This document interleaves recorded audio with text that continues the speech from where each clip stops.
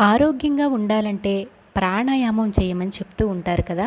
అసలు ఈ ప్రాణాయామం ఎందుకు చేయాలి? అసలు ప్రాణాయామం అంటే ఏంటి?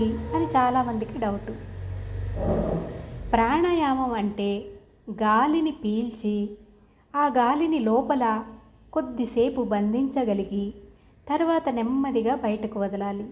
దీన్నే గాలిని పీల్చటాన్ని పూరకమని, లోపల బంధించగలగడాన్ని కుంభకమని, అలాగే బయటికి వదలడాన్ని రేచకమని అంటారు. ఈ ప్రాణాయామం అనేది చాలా శక్తివంతమైందండి.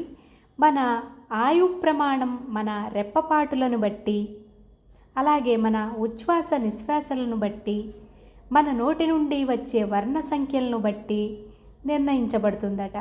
అంటే ఇన్నిసార్లు గాలి పీల్చి వదిలిన పిమ్మట, ఇన్నిసార్లు రెప్పలు మూసి తెరిచిన తరువాత, ఇన్ని అక్షరాలు పలికిన తరువాత వీడి ఆయువు తీరును అని విధిచేత రాయబడి ఉంటుందట. ఆయువు తీరే నాటికి ఆ మూడు ఒకేసారి పూర్తవుతాయట.